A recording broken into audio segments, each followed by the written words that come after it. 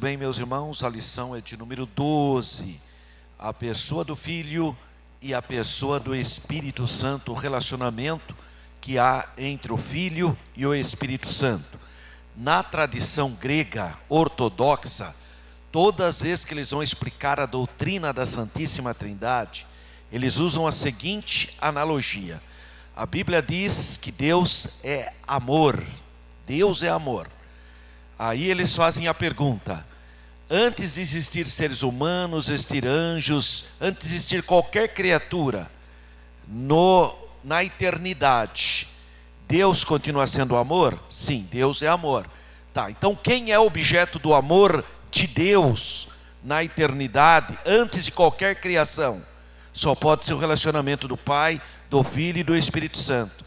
É assim que a concepção ortodoxa grega percebe a Trindade na eternidade. Porque se Deus é amor, tem que ter objeto desse amor. Quem é objeto do amor? O relacionamento do Pai, do Filho e do Espírito Santo.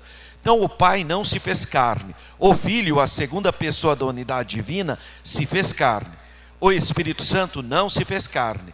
Hoje nós vamos estudar então a lição de número 12, o Filho e o Espírito Santo, hoje dia 22 de março de 2026, e o nosso texto maior, o texto mais importante dessa lição, é o texto que está no Evangelho de Lucas, capítulo 1, versículo de número 35, que diz assim: e respondendo o anjo, disse-lhe: descerá sobre ti o Espírito Santo, e a virtude do Altíssimo te cobrirá com a sua sombra, pelo que também o santo que de ti há de nascer será chamado Filho de Deus.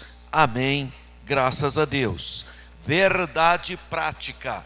O Filho de Deus cumpriu seu ministério em plena dependência do Espírito Santo, revelando que a obra redentora é trinitária. O Pai envia o Filho obedece e o Espírito Santo é que capacita. Graças a Deus. Então, nós vamos estudar esse relacionamento do Filho e do Pai. Vamos para a leitura bíblica em classe, que está no Evangelho de Lucas, capítulo 1, versículos 26 a 28. Você pode abrir a sua Bíblia no Evangelho de Lucas, ou então a sua lição, ou ainda pode acompanhar comigo aqui na tela toda essa leitura de Lucas, do Evangelho de Lucas, capítulo 1, versículos 26 a 38, é uma leitura mais extensa. Vamos, irmãos, em reverência à palavra de Deus, nos colocarmos de pé e vamos ler em conjuntos, de maneira congregacional, Lucas, capítulo 1, a partir do versículo 26, vamos ler todos juntos. Vamos lá. E no 6º mês foi o anjo Gabriel enviado por Deus a uma cidade da Galileia chamada Nazaré, a uma virgem desposada com um varão cujo nome era José, da casa de Davi, e o nome da virgem era Maria. E entrando o anjo onde ela estava, disse: salve, agraciada, o Senhor é contigo, bendita és tu entre as mulheres. E vendo-o ela, turbou-se muito com aquelas palavras, e considerava que saudação seria esta. Disse-lhe então o anjo: Maria, não temas, porque achaste graça diante de Deus, e eis que em teu ventre conceberás e darás à luz um filho, e por-lhe-ás o nome de Jesus. Este será grande e será chamado filho do Altíssimo, e o Senhor Deus lhe dará o trono de Davi, seu pai, e reinará eternamente na casa de Jacó, e o seu reino não terá fim. E disse Maria ao anjo: como se fará isso, visto que não conheço varão? E respondendo o anjo, disse-lhe: descerá sobre ti o Espírito Santo, e a virtude do Altíssimo te cobrirá com a sua sombra, pelo que também o santo que de ti há de nascer será chamado Filho de Deus.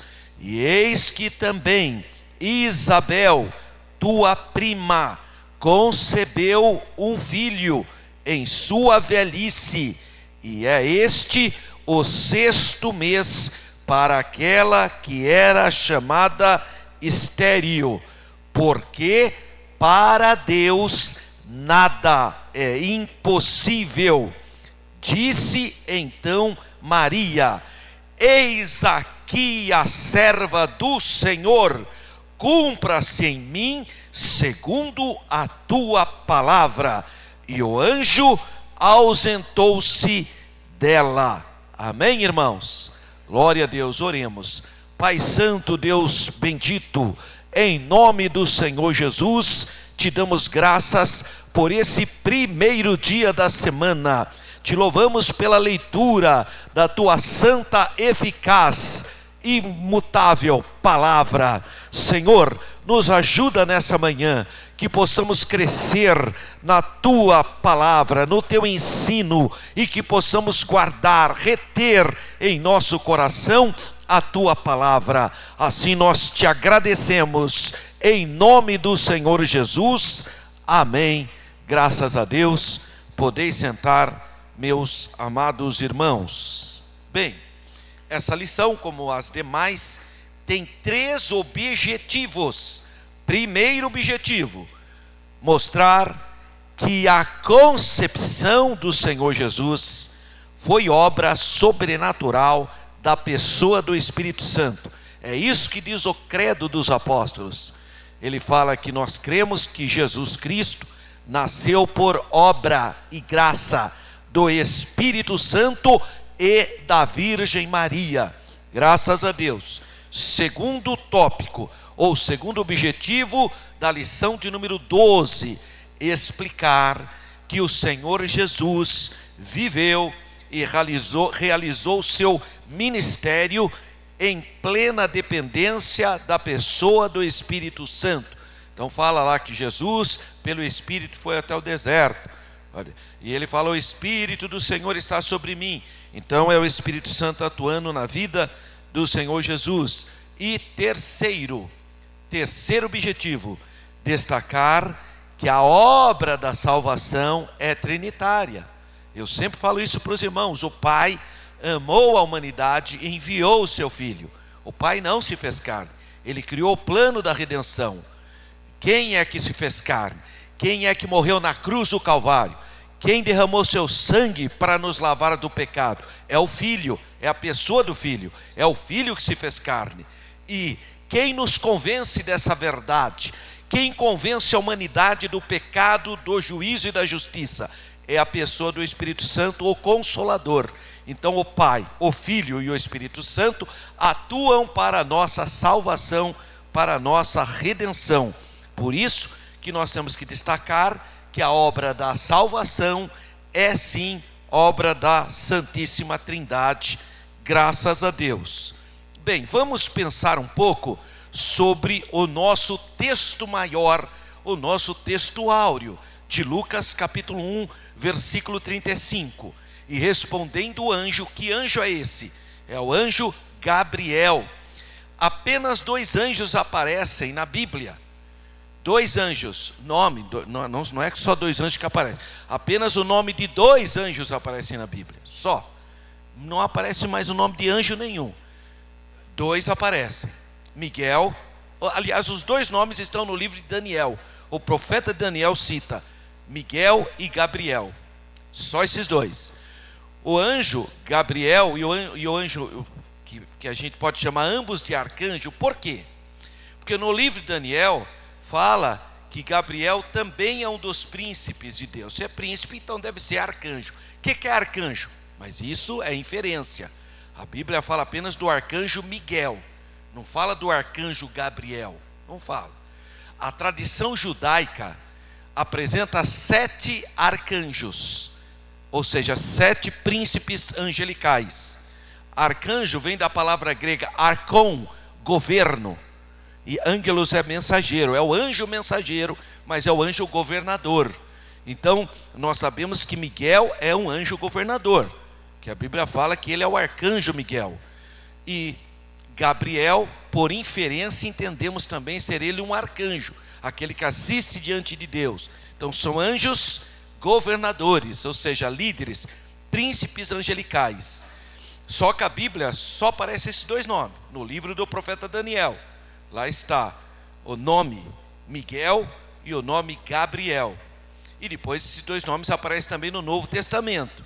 Aqui o anjo Gabriel visita Maria, e também o arcanjo Miguel, lá no livro de Judas e também em Apocalipse, aparece o nome Miguel. Mas esse anjo aqui é o Gabriel, que vai falar com Maria. A tradição judaica inventou trabalha com 7 arcanjos, e o catolicismo acolheu isso. Então há uma tradição cristã também, judaica cristã, que existem 7 arcanjos. Só que a Bíblia só fala de 2. Pode ser que exista mesmo? Pode. Não tem problema, pode existir. Mas a Bíblia cita 2, e como nós somos uma igreja bíblica, a gente vai ficar só com os 2. Mas é possível que tenha mesmo mais que um, ou 7 ou mais anjos, que são anjos governadores. Talvez o próprio Satanás fosse um, embora fala querubim ungido, mas ele deve ser também um anjo governador, porque ele teve influência sobre miríades. 1/3 dos anjos do céu seguiram ele. Então é possível que ele fosse também um arcanjo, nesse sentido de domínio, de governar. Mas a Bíblia não fala, a Bíblia fala apenas do arcanjo Miguel, e nesse caso aqui nós estamos falando do anjo Gabriel. Então, e respondeu o anjo, que é Gabriel, disse-lhe: descerá sobre ti o Espírito Santo, e a virtude do Altíssimo te cobrirá com a sua sombra. Pelo que também o santo que de ti há de nascer será chamado Filho de Deus. E aqui ele está falando que terá a mesma essência ou natureza do Pai. Uma coisa importante aqui, ele fala sobre a sombra. Está falando da sombra do Altíssimo, ou a sombra do Onipotente. A gente lembra do Salmo 91, não é? Aquele que habita no esconderijo do Altíssimo, a sombra do Onipotente, quer dizer, te cobrirá, te protegerá, né? Muito bem, então vamos falar um pouquinho sobre essa expressão: descerá sobre ti o Espírito Santo. Significa a operação suave, gentil do poder divino, indicando que o fogo divino não consumiria Maria. Pelo contrário, tornaria-lhe frutífera. É a multiforme operação de Deus na vida das pessoas, como que Deus trabalha. Aquele mesmo fogo que queima pode frutificar, pode santificar, pode apenas aquecer. Então é a operação de Deus na sua teofania. Glória a Deus. Aí vem a expressão Altíssimo, é do hebraico Elion, né? Deus Altíssimo. É um título que se refere a Deus Pai. Então há muito, aqui nesse versículo ele está se referindo a Deus Pai, o Altíssimo. Então a palavra Deus na Bíblia, ela é polissêmica. O que é isso? Uma palavra que serve para mais de uma pessoa. Vai precisar entender a quem se refere. Por exemplo, se você pegar João 17, o Senhor Jesus faz a oração e ele fala assim: e a vida eterna é essa, que conheçam a Ti só como único Deus verdadeiro. Quem é que está fazendo essa oração? É o Filho. A quem ele está se referindo? Ao Pai. Então Deus ali se refere ao Pai, que conheçam a Ti só como único Deus verdadeiro e a Jesus Cristo a quem enviaste. Em outras palavras, Jesus de maneira indireta acabou se associando ao Deus verdadeiro. Por quê? Porque a vida eterna está associada à crença ao Pai e ao Filho. Não é só ao Pai, ao Deus único, né, que aqui ele chama o Pai de Deus único, a Deus verdadeiro, mas também ao Filho. Isso, vida eterna, está associado, é lógico, quem não tem o Filho não tem o Pai. É isso que Jesus falou. Então, a expressão Altíssimo aqui está se referindo a Deus Pai.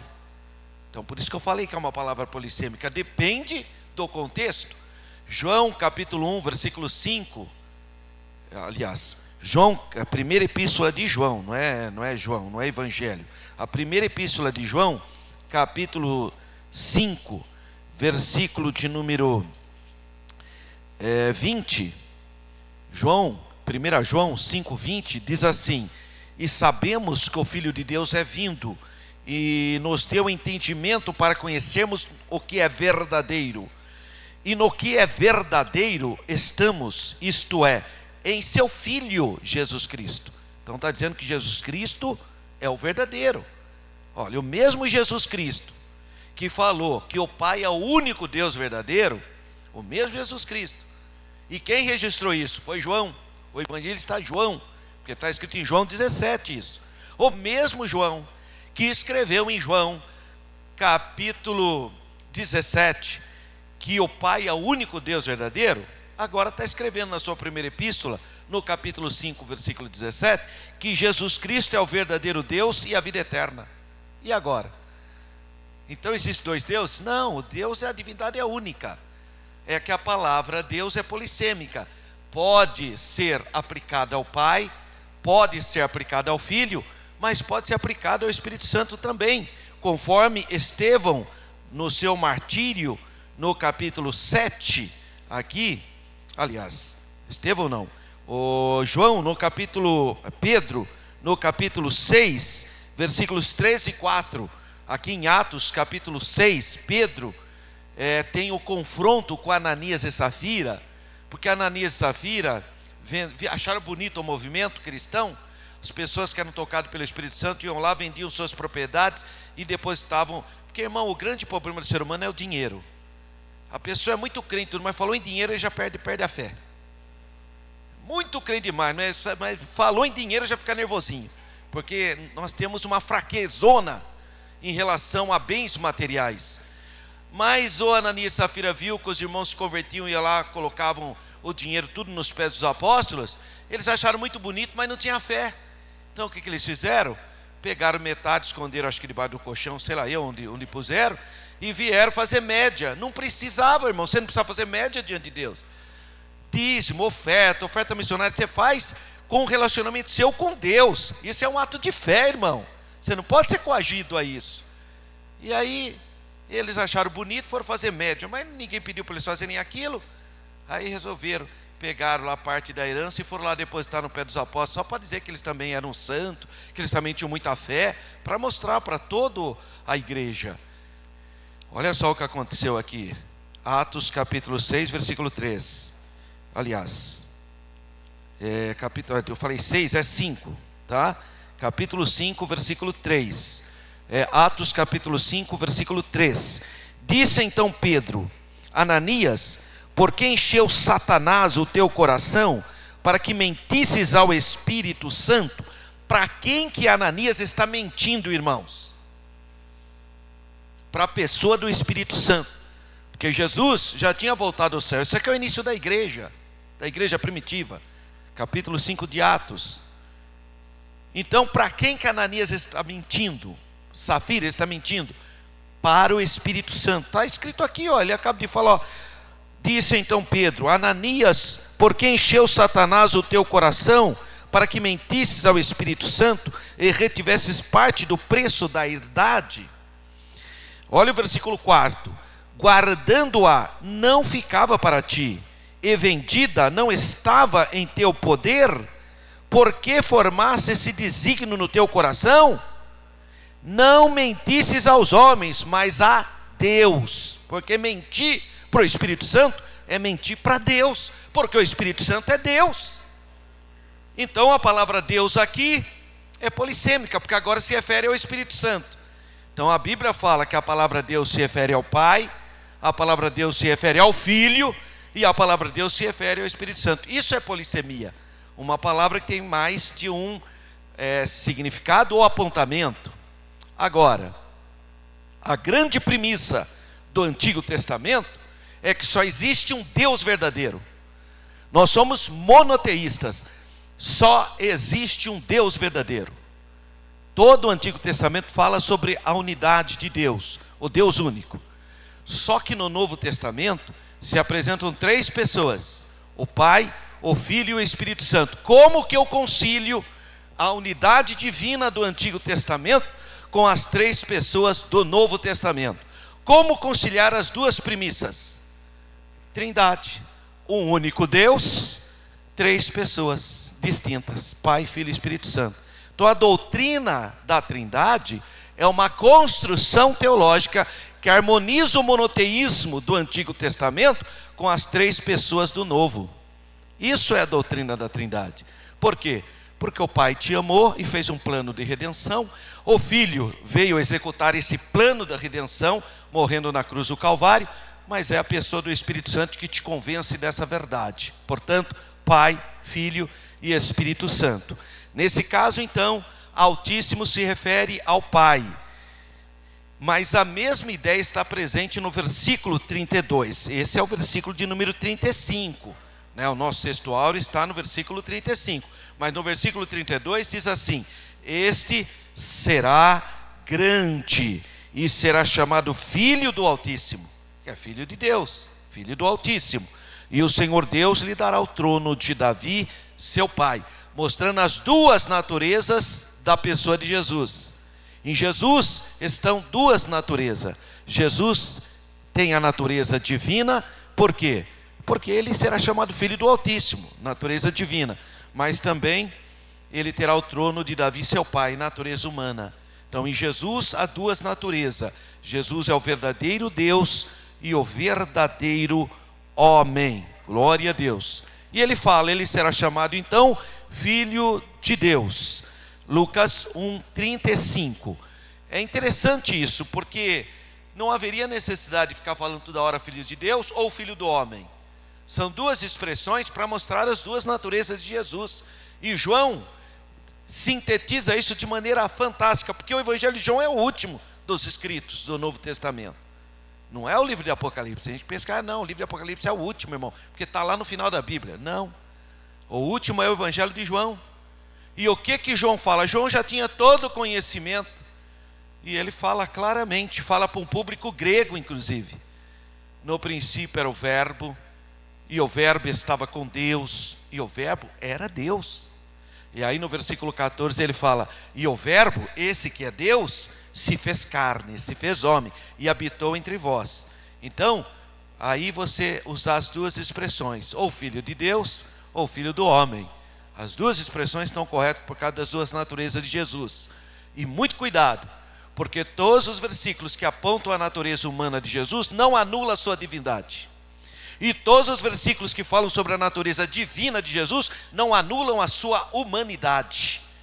Então cuidado, porque normalmente os grupos religiosos espúrios, marginais, que estão à margem, que não estão na doutrina da Bíblia, ou eles dão muita ênfase para a natureza humana, ou muita ênfase para a natureza divina. E aí cai na heresia. Se der muita ênfase na natureza humana, Jesus não é mais Deus. Vira apenas mais um profeta, mais um ser humano. E se fosse para mais um ser humano resolver o nosso problema, pode ter certeza que Moisés resolveria. Porque Moisés era o homem que falava face a face com Deus. Se fosse para mais um ser humano ter resolvido o nosso problema, João Batista teria resolvido. Porque o próprio Jesus falou, de homens nascidos de mulher não tem nenhum maior do que João Batista. Então se fosse para homem resolver o nosso problema, tem muito homem bom na Bíblia. Vamos pegar o profeta Isaías, por exemplo. Então homem não pôde resolver o nosso problema. Então não se trata apenas de um ser humano. como muitos grupos pensam, colocando Jesus como um profeta ou como sendo uma boa pessoa, um homem de luz, um mestre. Isso aí não resolve nada ser isso. Por outro lado, tem outro grupo que dá muita ênfase à divindade de Jesus. Aí Jesus só tem a natureza divina. Não, não é isso. Jesus tem duas naturezas, é o verbo que se fez carne, é o verdadeiro Deus e o verdadeiro homem, por isso ele pode realizar, é por isso que ele pode ser o sumo sacerdote eterno, graças a Deus. Então, embora esse apelativo, Filho de Deus, tenha uma aplicação mais ampla do que apenas o nome de Cristo, Christos. Christos é a palavra grega, a palavra hebraica é Mashiach, que em português ficou Messias.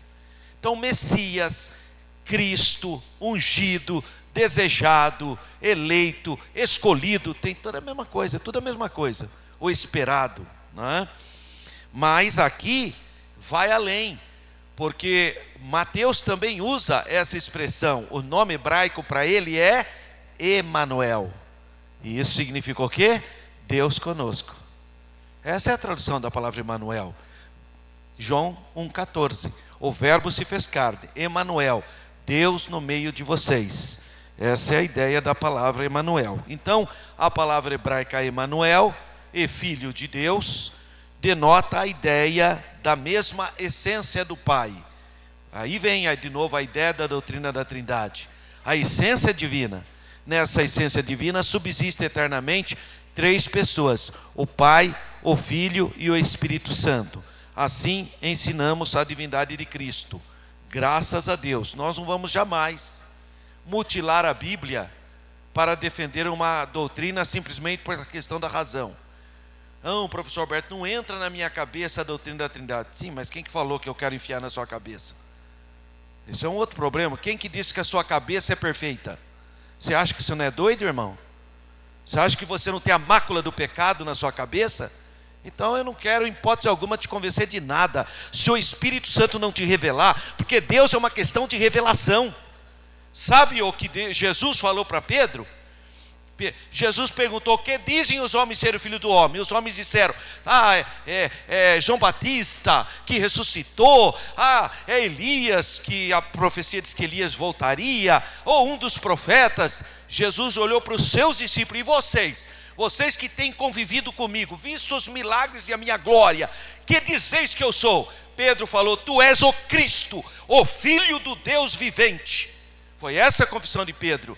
E Jesus olhou para Pedro e falou assim: você é abençoado, porque não foi a carne, não foi o seu intelecto, não foi sua capacidade intelectual, mas o meu Pai que te revelou. Louvado seja o nome do Senhor. Conhecer a Jesus, ter experiência com Jesus, é uma revelação da pessoa do Espírito Santo de Deus. Só pode confessar que Jesus Cristo é o Senhor se o Espírito Santo de Deus te revelar. Caso contrário, você é apenas mais um religioso, e Deus nos livre disso. Então, nós temos que compreender essa glória que está na pessoa do Senhor Jesus. No entanto, nós precisamos entender que a expressão Filho de Deus também foi atribuída para diferentes pessoas em diferentes circunstâncias. Por exemplo, Deus tratou os reis de Israel como seus filhos. Deus nos trata como seus filhos, mas não é a mesma coisa de essência. Nós somos filhos de Deus, mas por adoção. Nós somos adotados. Jesus que é o herdeiro, nós somos cordeiros. E os anjos, os arcanjos, os querubins, as criaturas espirituais são filhos de Deus por criação. Eles foram criados como filhos, mas não é por essência. Essência só tem um, que é Jesus, que tem a mesma natureza do Pai. Então esse título realmente aparece na Bíblia, né? Por isso que muita gente fala: não, Jesus é filho de Deus. Eu também sou filho de Deus. Olha que fraqueza. Quer se pôr no mesmo pé de Jesus? Não, mas os reis também eram filhos de Deus. Pode parar, isso é um outro relacionamento de filiação, tá? Então existem três, pelo menos, tem mais, mas pelo menos três elementos de filiação distintas. Jesus da mesma natureza, eu e você por adoção, e outros que foram criados filhos de Deus. No livro de Jó está escrito que vieram os filhos de Deus conversar com Deus, não é? Ali está filhos de Deus, mas que filho de Deus é aquilo? Por criação, eles foram criados filhos, não é de essência. Em algumas referências, quando Cristo está em foco, não há qualquer intenção de destacar essa relação especial com Deus ou com a natureza divina de Jesus. Se acompanharmos o uso dessa expressão pelas páginas da Bíblia, haveremos de encontrar diferentes declarações a respeito dessa filiação. Primeiro, Jesus é identificado com o personagem profético do Messias davídico do Velho Testamento. É o servo sofredor de Isaías 53, todas as profecias, porque a Bíblia é cristocêntrica, irmão. Toda a Bíblia, já na chamada de Abraão, nós estamos estudando, eu estou dando aula de geografia bíblica na Esteadec, e eu falo isso para os irmãos, nós estamos estudando a chamada de Abraão. E Gênesis 12 é a segunda chamada que Deus faz a Abraão. E na primeira e na segunda, Deus fala a mesma coisa. E em ti serão abençoadas todas as famílias da terra, através do descendente de Abraão. Então toda a Bíblia, ela é messiânica, ela é cristocêntrica. É a pessoa de Jesus a pessoa mais importante na Bíblia. Por isso que nós adoramos Jesus, nós glorificamos Jesus, falamos tudo que a gente... Jesus falou, tudo que fizer faz em meu nome. Foi Jesus que mandou. É para expulsar demônio no nome dele, é para orar em nome dele. Tudo que a gente faz é no nome do Senhor Jesus. Não tem outro nome, irmão. Olha, eu ontem ainda aqui na festa do coral, maravilhosa, quero parabenizar todos os irmãos que fazem parte do coral Voz de Adoração, culto glorioso aqui ontem, e eu li aqui Atos 4:12. Não tem outro nome, não existe outro nome, irmão, para salvação, só no nome do Senhor Jesus, graças a Deus. Então, primeiro, Jesus é identificado com essa pessoa, por isso todos os livros da Bíblia apontam para o Cristo. Segundo, essa expressão, Filho de Deus, reivindica uma relação especial, sim, entre o Pai e o Filho. Você vê que o Pai e o Filho têm essa relação. Jesus sempre está falando, o Senhor Jesus sempre está falando com o seu Pai. Então, e trata-se de duas pessoas, todo mundo sabe disso. Tem gente que confunde o Pai com o Filho, só porque Jesus falou, quem vê a mim vê o Pai. Aí a pessoa falou, está vendo? Jesus é o Pai, porque Jesus que disse, quem vê a mim... Não, irmão, leia o texto melhor lá. Ele está falando de relacionamento. Então, quem vê a mim vê o Pai, porque é o mesmo Deus, mas não é a mesma pessoa.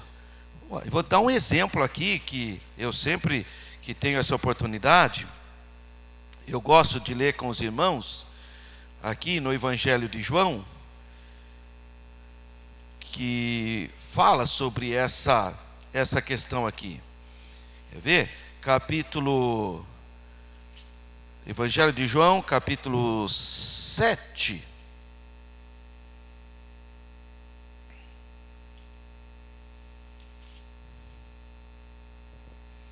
Deixa eu ver se é capítulo 7 mesmo.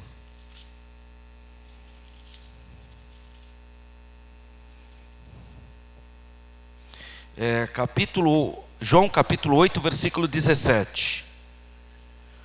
É bom que você grife aí, irmão. Olha a diferenciação clara aqui, ó. João 8,17. Vamos ler a partir do versículo 16, né? E se na verdade julgo, o meu juízo é verdadeiro, porque não sou eu só, mas eu e o Pai que me enviou. E na vossa lei está também escrito que o testemunho de dois homens é verdadeiro. Versículo 18. Eu sou o que testifico de mim mesmo, e de mim testifica também o Pai que me enviou. Não pode confundir o Pai com o Filho. Pai é Pai, Filho é Filho. Não pode haver confusão de pessoas nesse relacionamento da Trindade. 3. Às vezes indica o quê? A expressão Filho de Deus, a natureza divina. Claro, se você falar filho de ovelha, é ovelhinha, né? Filho de Deus é Deus, nessa ideia de relacional. E até mesmo a perfeita união com o Pai, tá? Aí sim, eu e o Pai somos um só Deus. Quem vê a mim vê o Pai, vê Deus. Porque nunca ninguém viu Deus na sua essência. A Bíblia é clara, ninguém viu Deus na sua essência. Você não tem estrutura para ver Deus na sua essência. Só quando você tiver com o seu corpo transformado, você vai ver Deus como Ele é. Mas nessa nossa essência, nessa nossa natureza, mas a gente vê Jesus. Então Jesus disse isso em João, João disse isso, né? que o Deus nunca foi visto por homem. O Filho que estava no seio do Pai, esse que viu, porque ele se fez carne, né? Então a gente conseguiu ver o Deus através de Jesus, porque o Verbo se fez carne. Mas Deus nunca foi visto, ele habita na luz inacessível. É isso que diz a palavra de Deus. Então, a parte 4, que embora tenha sido inicialmente aplicada ao Messias davídico, posteriormente assume qualidades transcendentais e se torna um título de Jesus Cristo, com o intuito de indicar o quê? A natureza divina do Filho de Deus. Amém. Muito bem. Então a lição de hoje, a lição 12, o Filho e o Espírito. Introdução dessa lição 12. Vai falar que o plano da salvação é uma ação coordenada, trabalhada pela Santíssima Trindade. Vou repetir de novo. Pastor, tem gente que fala isso para mim. Mostra para mim na Bíblia onde está escrito a palavra Trindade.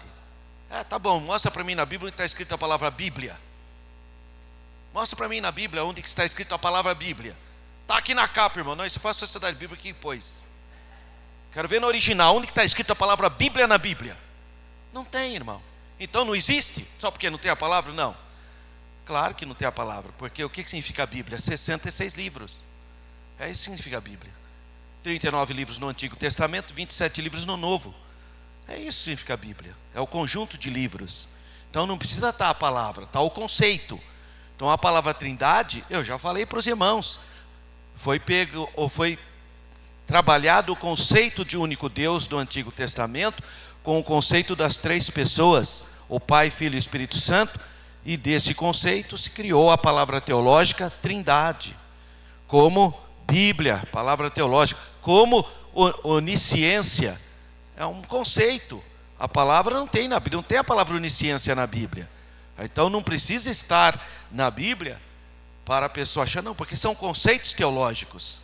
Você lê aqui, o Deus que está presente em todos os locais, se subir no céu ele está, se descer ele está, no mais profundo do abismo ele está, onde eu for não posso esconder Deus. Então só pode ser onipresente. Sim, mas a palavra onipresente não está na Bíblia. Está vendo? Está a ideia, o conceito, não a palavra. Então quando a Bíblia fala batizando em nome do Pai, do Filho e do Espírito Santo, é a Trindade, é o conceito teológico. Então a palavra não está porque é um conceito teológico, graças a Deus. Então vamos lá. Desde a concepção do Filho, sua obra redentora no Calvário e a ressurreição dentre os mortos, o Pai, o Filho e o Espírito Santo atuam em perfeita unidade divina. Então essa lição revela como o Espírito Santo participa ativamente da encarnação, capacitação e exaltação do Filho e mostra a resposta esperada do crente à obra da redenção, porque também é o Espírito Santo que nos convence que é a nossa resposta a esse grande amor de Deus. Qual é a resposta do grande amor de Deus que nós damos? Crendo. Quem crê e for batizado será salvo. E quem não crê? Quem não crê será condenado. Então, qual é a resposta que eu dou ao grande amor de Deus? Fé, crer nesse grande amor de Deus. Qual é a palavra-chave dessa lição de número 12? Dependência. Dependência do Espírito Santo. Então vamos para o primeiro tópico da nossa lição. O Espírito e a concepção do Filho. 1.1. O anúncio do nascimento do Senhor Jesus. Então Lucas registra que o anjo Gabriel foi enviado por Deus à cidade de Nazaré. Nazaré, irmãos, é uma cidade que nem aparece no Antigo Testamento. Você não vai achar, pode ler o Antigo Testamento inteiro, você não vai achar a palavra Nazaré. Não tem a palavra Nazaré no Antigo Testamento. No entanto, tornou-se de uma das cidades mais conhecidas na face da terra, graças ao fato do anjo ter ido anunciado a Maria. Você vê que coisa? Nazaré entrou no mapa porque o anjo Gabriel foi lá. Quando a gente faz a nossa viagem para Israel, nós vamos lá naquele local onde o anjo Gabriel apareceu para Maria, lá em Nazaré. Os cristãos foram conhecidos como nazarenos. Até hoje, lá em Israel, eles chamam a gente, cristãos, como Nazarim, nazarenos. Porque Jesus, o anúncio do nascimento dele foi na cidade de Nazaré. Então ele é conhecido, também pelo fato de depois ele ter voltado a morar em Nazaré, ele ficou conhecido como Jesus Nazareno. e aí os primeiros cristãos, tem pelo menos 3 nomes que se dá ao cristianismo do primeiro século. Um é o povo do caminho, caminho, era o nome que se dava.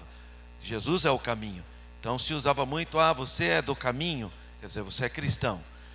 Outros, nazarenos, porque Jesus de Nazaré, então Nazarim, que é o nome usado até hoje na língua hebraica. Mas na língua grega ficou como cristãos, pequenos cristos, né? Que está lá também em Atos, foi na cidade de Antioquia, na Síria, que pela primeira vez os seguidores de Cristo foram conhecidos como cristãos, tá? E cuidado, irmão, tem irmão que, meu Deus do céu, irmão, os cristões é cristões de galo, irmão, é crista de galo, um monte de cristão grande de galo, é cristões, é crista de galo. Nós somos cristãos, não existe cristões, tá? Por favor, tá? Os irmãos que confundem, cidadãs, não existe cidadãs, é cidadãos, tá? É um assassinato à língua portuguesa, mas tudo bem, né? Vamos lá então. O mensageiro então, que é Gabriel, ele visita essa jovem chamada Maria, e ele faz, na verdade o nome hebraico de Maria é Miriam, tá? Veio para o português como Maria e veio também em português como Miriam, né? Mas o nome no hebraico é só Miriam, que é a Maria, ou Miriam, também pode, não há problema. É o mesmo caso de Isabel, pode ver que tem traduções que chamam Elizabeth. Isabel e Elizabeth é a mesma coisa, tá? São apenas variações do mesmo nome. Então o mensageiro visita a jovem. E outra coisa importante, vocês repararam qual foi a saudação do anjo Gabriel? Salve, que é tipo a saudação daquela época, salve César, salve, né? Seria o equivalente, olá, alguma coisa assim. Salve, ele usa a expressão agraciada, que é totalmente diferente, cheia de graça, totalmente diferente. Então a expressão usada pelos muitos catolicismos ainda hoje, fala ave, né, que é salve, ave Maria, cheia de graça. Essa é uma expressão que não está na Bíblia. A expressão do anjo, a saudação do anjo não é isso, é ave ou salve agraciada. E qual é a diferença? A diferença é que quando o anjo saudou Maria, ele disse salve, porque você achou graça diante de Deus. Maria não é cheia de graça, ela não tem graça, não é portadora da graça, não é isso. O único que é cheio de graça na Bíblia é Jesus. João 1,14. E o verbo se fez carne e habitou entre nós, e vimos a sua glória, a glória como do unigênito do Pai, cheio de graça. Aí sim, Jesus é a graça de Deus, Jesus é cheio de graça. Agora Maria não é cheia, Maria achou graça. Está vendo a diferença? Então aquela oração que muitos catolicismos falam é uma invencionice deles. É muito antiga, mas é uma invencionice. A Bíblia é clara: salve agraciada. E outra coisa, bendita és tu entre as mulheres. Não é sobre as mulheres, é entre. Está vendo a oração? Salve você que achou graça, você é abençoada entre as mulheres, porque achou graça, tá? Então cuidado, porque a gente percebe que as pessoas às vezes usam essa oração totalmente fora e fica lá fazendo muitas rezas totalmente fora. Aí infelizmente, ao invés de invocar o nome de Jesus, fica invocando outros nomes por invencionices, né? Então o mensageiro visita uma jovem chamada Maria e lhe faz a revelação surpreendente: eis que em teu ventre conceberás e darás à luz a um filho. Então Maria é o templo. Nós adoramos o Deus do templo, não o templo. Nós respeitamos o templo, mas nós temos que adorar o Deus do templo. Tem igreja que adora mais o templo do que o Deus do templo. No caso dos muitos catolicismos, adoram mais Maria, que é o templo, do que o próprio Jesus. Fala menos de Jesus. Irmão, a própria reza do Pai Nosso no terço católico, cada 10 Ave Maria, um Pai Nosso. O Pai pede de 10-1 para Maria. Você fala 10 vezes, você evoca Maria, uma vez o Pai Nosso. Olha, irmão, que não deveria ser ao contrário, pelo menos. 10 Pai Nosso em uma. Quer dizer, não tem... Aí depois vai falar que isso é uma igreja cristocêntrica. Não é. Igreja cristocêntrica é o nome de Jesus que é glorificado, irmão. Com todo o respeito, com isso eu estou fazendo aqui, e nós estamos no campo das ideias. Porque todas as religiões têm o seu lado bonito e positivo, todas. Então eu não estou discutindo de alguma maneira, querendo de alguma maneira atacar a fé alheia. Não, não é isso. É a questão de que diz a Bíblia. Nós temos que adorar o Deus do templo, não o templo. E aí cabe a nós também, porque tem irmão que quer adorar o templo.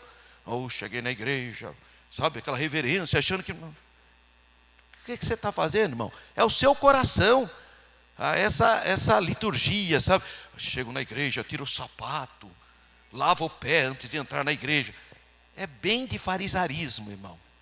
É bem de obra da carne, quer mostrar o efeito da carne. Porque isso impressiona as pessoas, né? Irmão, olha aqui, todo mundo silêncio, dobra o joelho, todo mundo voltado, aquela reverência. Deve ser reverente? Deve.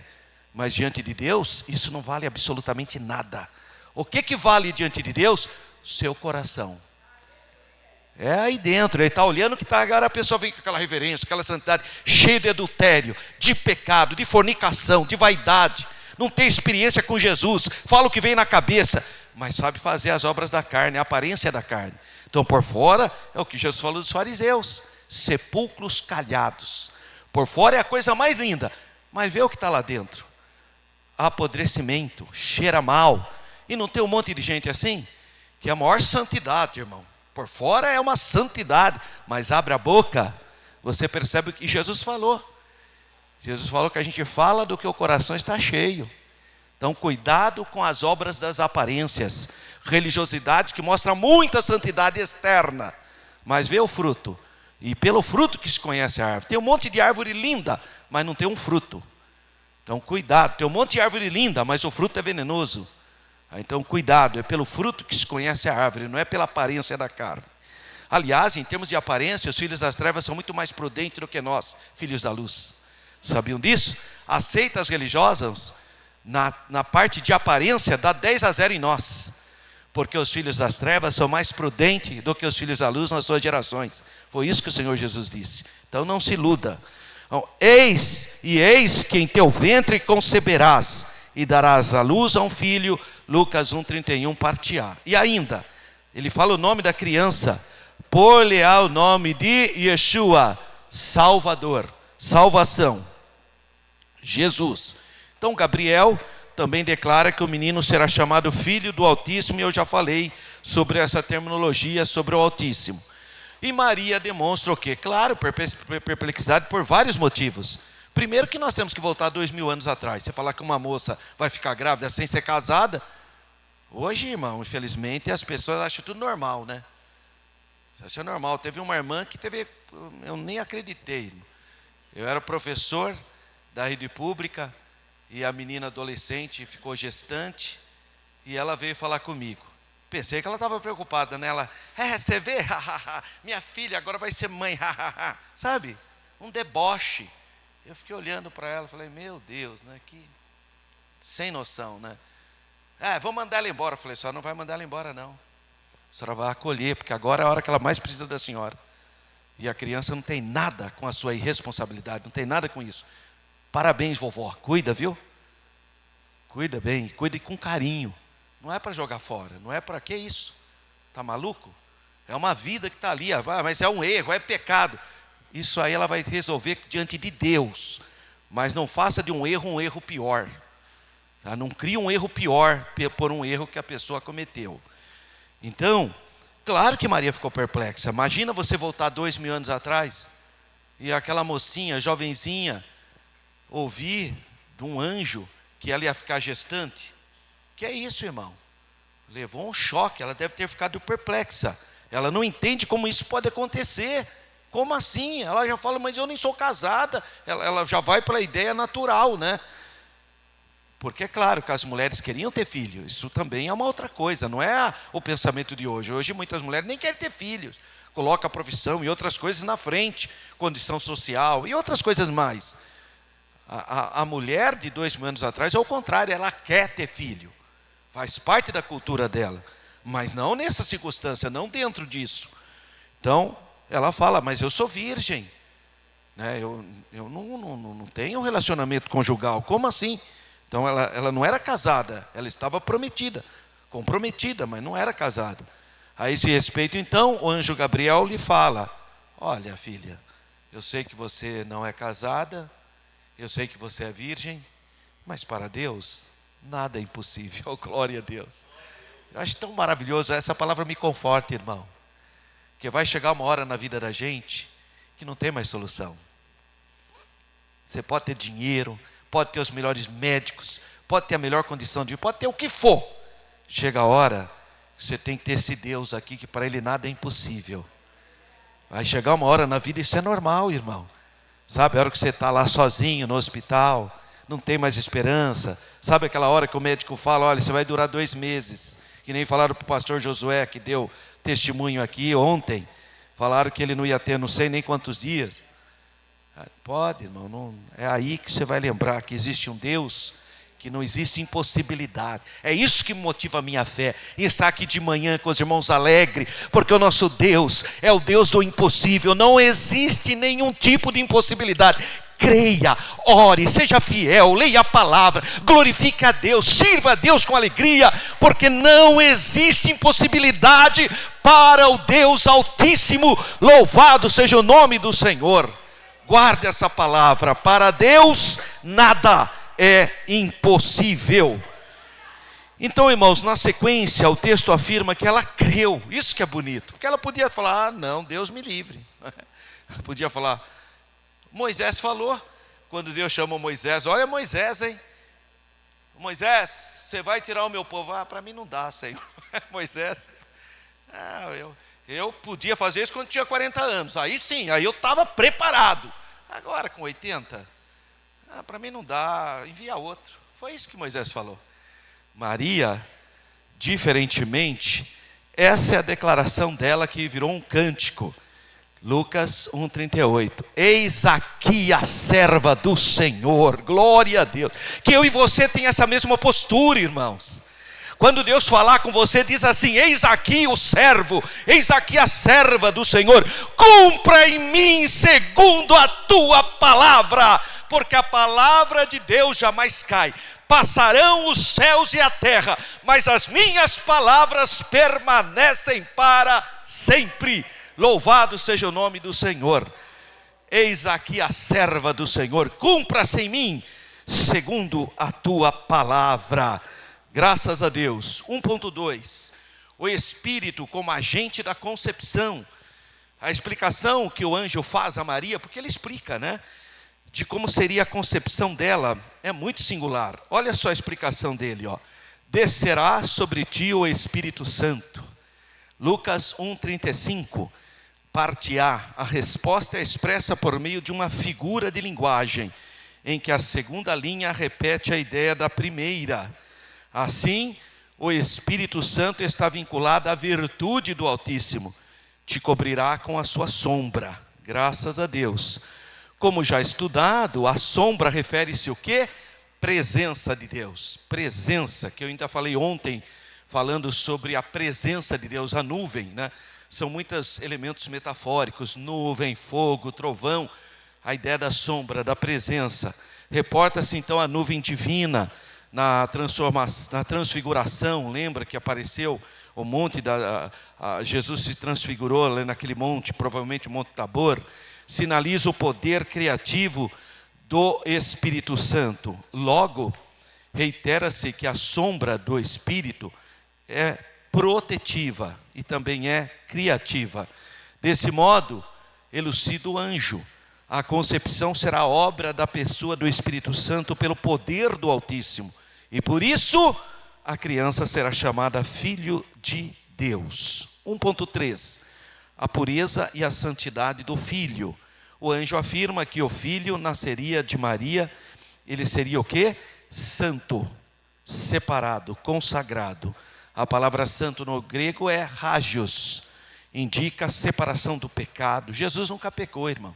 A concepção de Jesus já foi sem pecado. Só Jesus foi concebido sem pecado. Infelizmente, a Igreja Católica Apostólica Romana, no século XIX, declarou um dogma, dizendo que Maria também nasceu sem pecado. Mas isso é invencionice, né? Depois de 19 séculos, inventou isso. Mas a Bíblia não fala isso, a Bíblia fala que todos pecaram. A própria Maria, no seu cântico, fala: a minha alma se alegra em Deus, o meu Salvador. Ora, se ela precisa de Salvador, porque ela também nasceu sobre a mácula do pecado. O único que nasceu sem pecado é o Senhor Jesus. Por quê? Porque foi por obra e graça do Espírito Santo e da Virgem Maria. Agora, Maria nasceu normal, na relação conjugal dos seus pais. Então, ela herdou o pecado original. Mas Jesus não. Jesus sim, que nasceu e nunca houve engano nos seus lábios, nada disso. Então a palavra rágio, santo, indica a separação do pecado, consagração ao serviço divino. No caso do Senhor Jesus, designa um atributo divino. Ele é santo, como Deus é santo. Ele já nasceu santo, assumiu a carne santo, sem pecado, assumiu a carne sem pecado. Engraçado que o Papa que declarou que Maria nasceu sem pecado, eu acho que ele não leu direito o antecessor dele no 5º século, o Papa Leão. O Papa Leão escreveu um tomo, chamado Tomo de Leão, e lá está escrito que Jesus tomou da mãe a natureza, não a mácula do pecado. Quer dizer, um Papa fala uma coisa, o outro fala outra lá na frente. Que é isso? É difícil, né, irmão? No fundo, o Papa Leão do século V estava de acordo com a Bíblia. O do século XIX está totalmente fora da Bíblia, né? Então, irmãos, o Senhor Jesus é o nosso segundo Adão, obediente e justo. O Espírito Santo também consagrou para que ele fosse o Cordeiro de Deus, sem defeito, imaculado. A santidade do Filho é a base da nossa redenção. Por isso que não podia ser qualquer homem, porque todos pecaram. Agora, Jesus nunca pecou, nunca houve engano nos seus lábios. Ele é o nosso perfeito e santo Salvador. Somente Ele foi capaz de cumprir a lei. Cumprir a lei. Jesus não abrogou a lei, não destruiu a lei. Jesus é o cumprimento da lei e de oferecer o sacrifício perfeito. Ele é o nosso sumo sacerdote. Assim como Jesus foi concebido pelo Espírito, os crentes também nascem espiritualmente pelo mesmo Espírito Santo, que nos santifica a imagem do Filho. Graças a Deus. Então, resumo desse primeiro tópico: a concepção de Jesus foi sobrenatural, realizada pela pessoa do Espírito Santo, revelando a santidade do Filho. Segundo tópico: o Filho e a sua relação com o Espírito Santo. 2.1, subtópico: o Filho é o Verbo feito carne. Bem, ao assegurar que o Verbo se fez carne, a Escritura revela o mistério do Filho. Paulo fala isso em Efésios, né? Ele fala o mistério de Cristo, porque é um mistério, o Verbo se fez carne. Isso é um mistério de Deus, né? Foi revelado. Porém, o Verbo não começou a existir com o nascimento lá, com o encontro de Gabriel com Maria. Não foi isso. O Verbo é eterno, anterior à criação. Olha, no princípio era, ele estava e ele é. No princípio era o Verbo, e o Verbo estava com Deus, e o Verbo era Deus. Então ele é eterno, igual ao Pai, da mesma natureza do Pai. Isso indica que na plenitude dos tempos, o Verbo assumiu a natureza humana. O profeta Isaías fala, né, quando ele viu a glória de Deus, ele fala, né, quando Deus diz: quem irá por nós, né?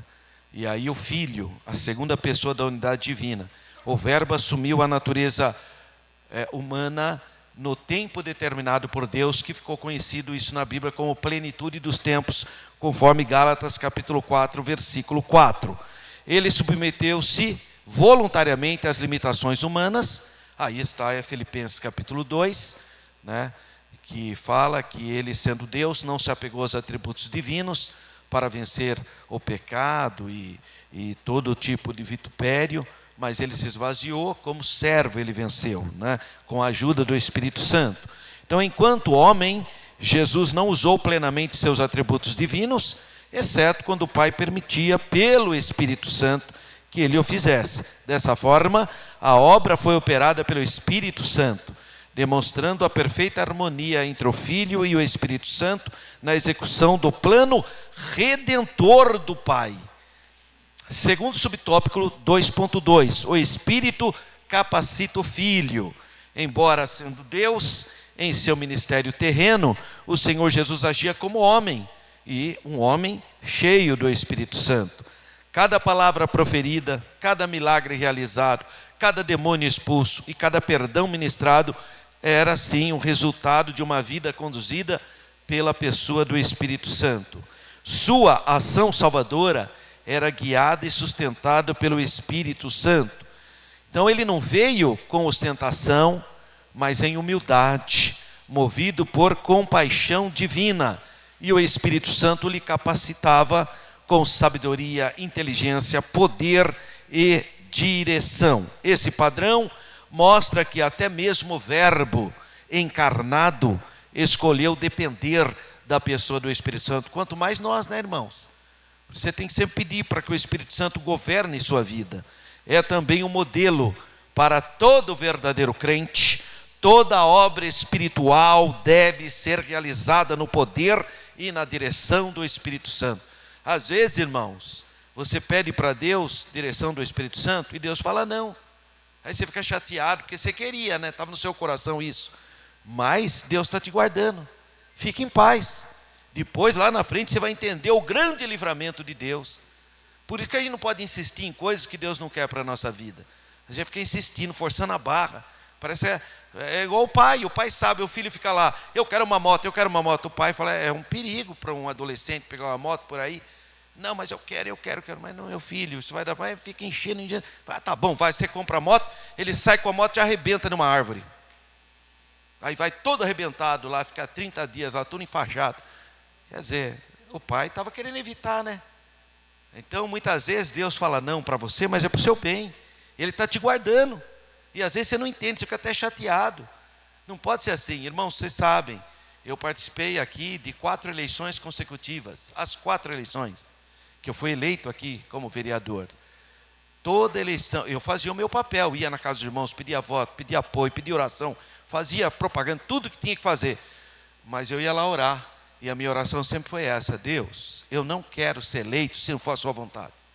Tira do coração dos irmãos, que os irmãos chegam lá na hora de votar, votam em outro número, erram, mas não votam em mim. Agora, se for da tua vontade, que os irmãos tenham o temor de Deus, para que nós tenhamos um representante na Câmara. E Deus aprovou, graças a Deus. 4 mandatos, nunca tive problema com corrupção, com confusão, nada. É misericórdia de Deus, irmão. Agora, se soubesse que ia ter alguma coisa, Deus ia me poupar, não ia deixar. Eu sempre disse para Deus, não deixa, porque eu tenho família, eu tenho a igreja, irmãos.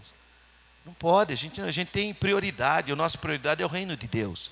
Então, tudo que você fizer, seja um emprego, seja uma faculdade, seja lá o que for, ore primeiro a Deus, para que você esteja no centro da vontade de Deus. E o nosso pastor Paulo Freire tem esse princípio. Quantas vezes estou orando lá com ele, ele fala, meu Deus, me ajuda a estar no centro da tua vontade. É isso que a gente quer, irmão. A gente não quer sair fora do centro da vontade de Deus.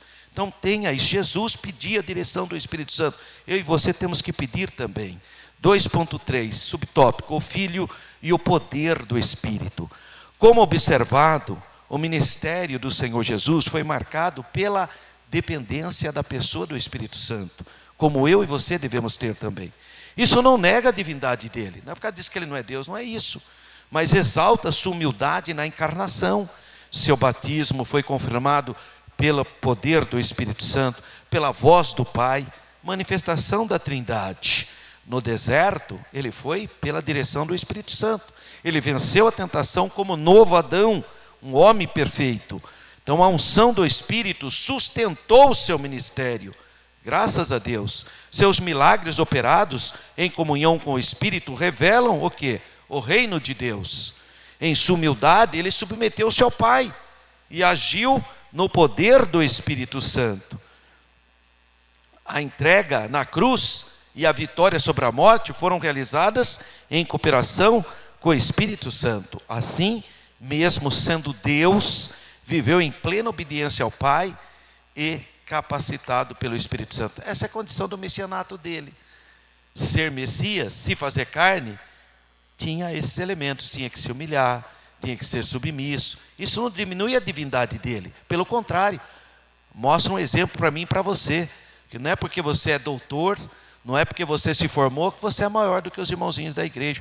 A Assembleia de Deus tem uma peculiaridade fora do normal, irmão. Aqui, meus irmãos, o doutor manda, mas também o analfabeto manda. Tem muitas igrejas que o pastor não tem formação nenhuma.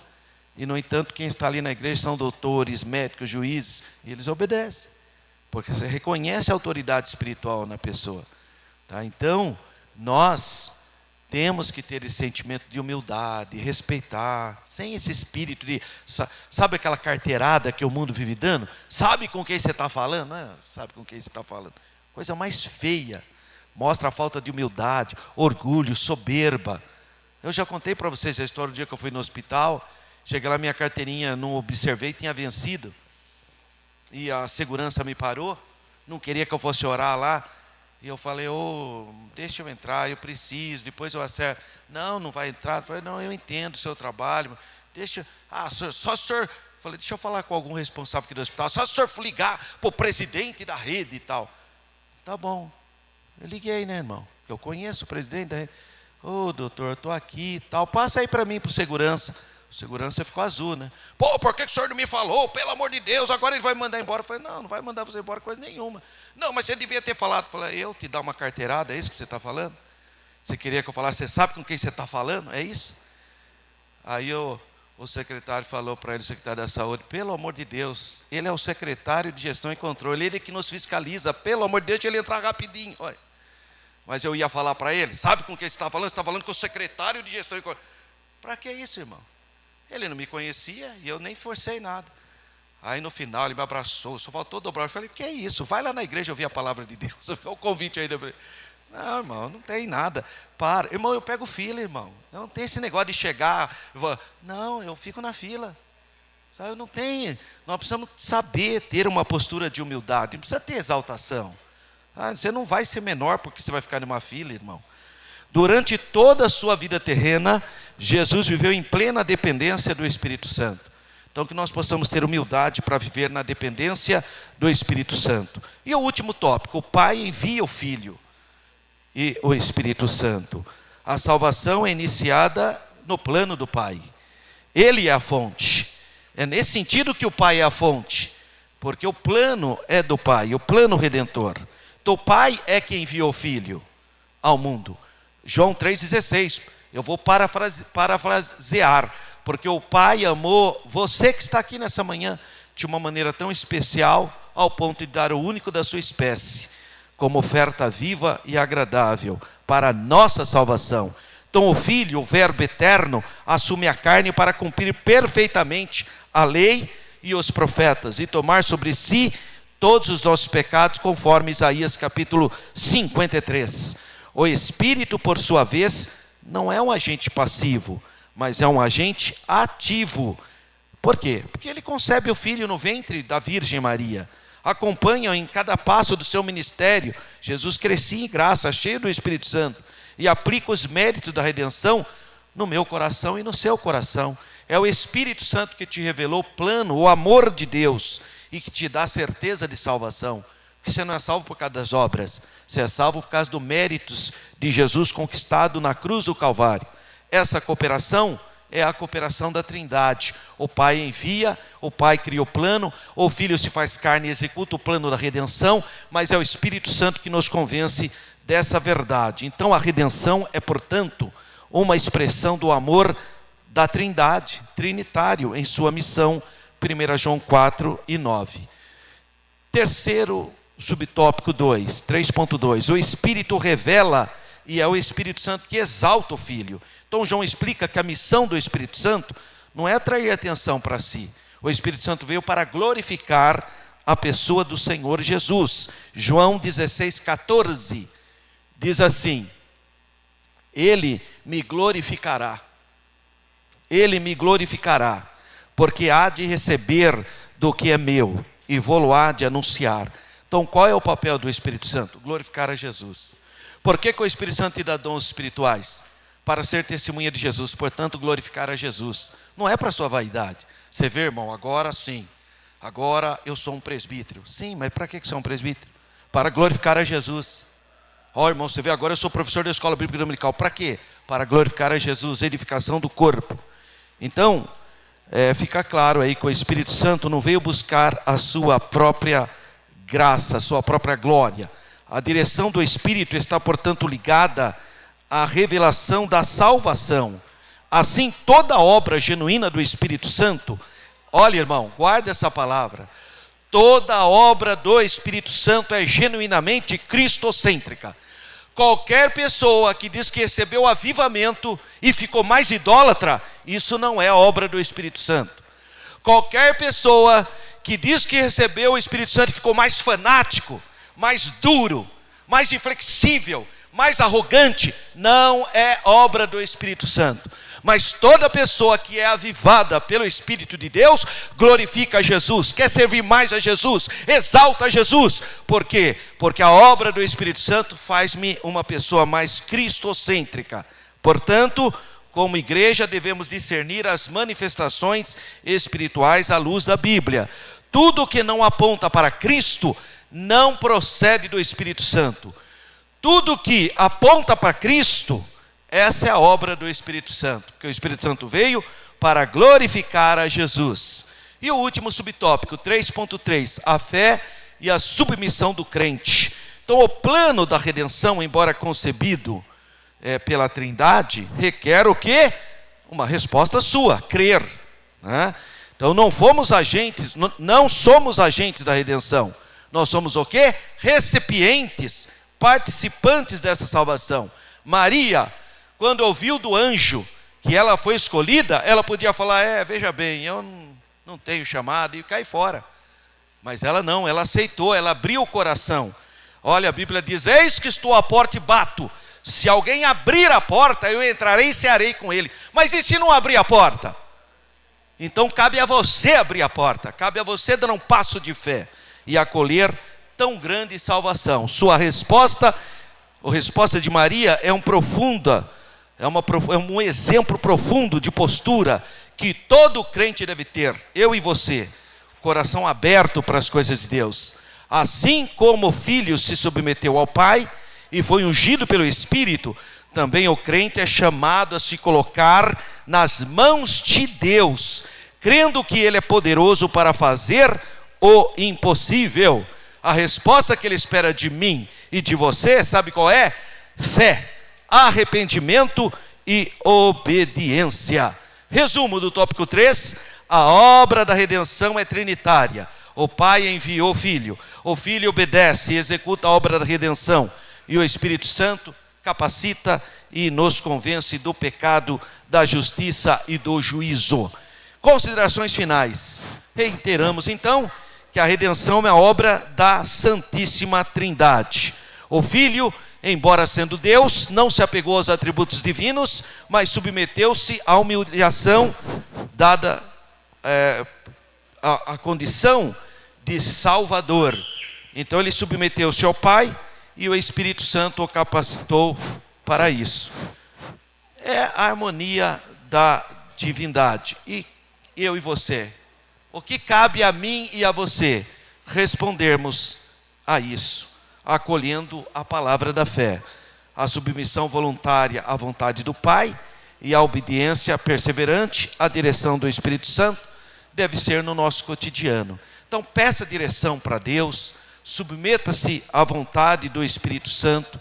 Essa é a vontade de Deus. Que Deus nos abençoe, que tenhamos uma semana de graça, de paz, de bênçãos, de experiências com o Senhor. Próxima aula, que é a última, encerramento do trimestre, que foi janeiro, fevereiro e março, a Trindade Santa e a Igreja do Senhor Jesus. 29 de março, que é o 5º domingo, então preste bastante atenção. Próximo sábado é a Santa Ceia do Senhor Jesus aqui. Aí no domingo, dia 29, então próximo sábado nós temos a consagração logo cedo, às 8 horas. Às 18 horas a Santa Ceia. Aí no domingo nós vamos ter logo de manhã a última lição, encerramento do trimestre, e também teremos o último culto aqui na nossa igreja do mês de março, que será o culto do departamento infantil. Vai ser uma grande bênção. Amém. Amém, irmãos?